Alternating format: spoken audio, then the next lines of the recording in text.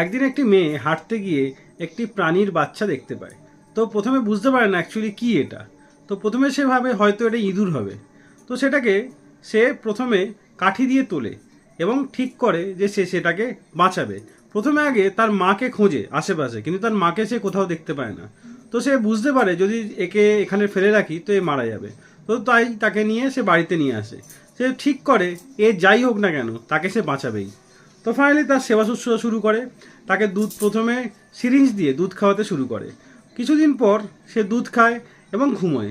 যেরকম মানুষের বাচ্চারা কি করে, দুধ খায় এবং ঘুমোয়, এই দুটো কাজই করে, এও ঠিক সেরকমই দুধ খায় আর ঘুমোয়, আর কিছুই করে না। তো মেয়েটি খুব চিন্তিত হয়ে পড়ে, এটাই সত্যিই কি একটু ইঁদুর। তো কিছুদিন পর তার গায়ে একটু কালো ছোপ আসে। তো সে আরও চিন্তা করতে থাকে অ্যাকচুয়ালি কী হতে পারে।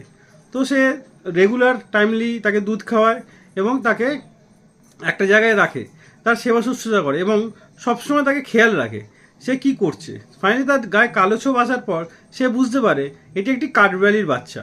তো তাকে সে দুধ খাওয়ায় এবং আরও একটু বড় হতে থাকে। বড় হওয়ার পর তার সঙ্গে কাঠবিড়ালিটির বন্ধুত্ব খুব ভালো হয় এবং কাঠবিড়ালিটি খুব একটু বড় হয় এবং লাফালাফি শুরু করে দেয়। তার জন্য সে জামা তৈরি করে, তাকে জামা পরায় এবং তার জন্য জায়গা রাখে যাতে সে নিজে ওপরে চড়তে পারে এবং সে সবসময় তার সঙ্গে খেলতে থাকতো এবং গোটা বিছানা লাফিয়ে বেড়াতো। তাকে খেলনা এনে দিয়েছিল, সে খেলনার সঙ্গে খেলতো আর মেয়েটি সবসময় তাকে সঙ্গে নিয়ে রাখতো। তো কাঠবিড়ালিটি বড় হওয়ার পর তাকে তো খাবার খাওয়ায় এবং ঠিক করে সে তাকে ছেড়ে দেবে।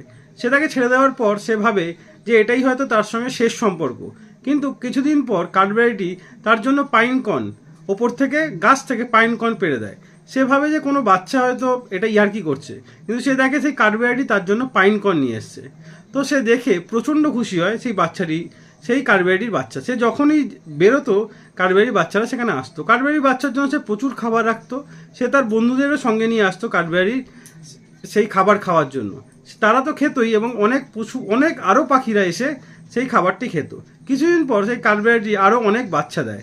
সেই বাচ্চাগুলো তার বাড়িতে, মেয়েটির বাড়িতেই দেয় এবং সে জানতো এই মেয়েটি সেই তার বাচ্চাদের সুন্দরভাবে সেবা শুশ্রূষা করবে এবং সেই মেয়েটি তাদের সেই কাঠবিড়ালির বাচ্চাদের সবসময় সেবা শুশ্রূষা করতো এবং কাঠবিড়ালি কৃতজ্ঞতা স্বরূপ তাকে পাইন কর্ন এনে দিত। তো মেয়েটি কাঠবিড়ালির সঙ্গে এখনও খেলা করে, এখনও সেই কাঠবিড়ালিটি রোজ মেয়েটির কাছে এসে আদর খেয়ে যায়। তো সে ভাবতেই পারে না এই ছোট্ট কাঠবিড়ালির বাচ্চাটি এত বড় হয়ে যাবে এবং তার এত প্রিয় হয়ে যাবে এবং সে তার থেকে এত বেশি ভালোবাসা পাবে।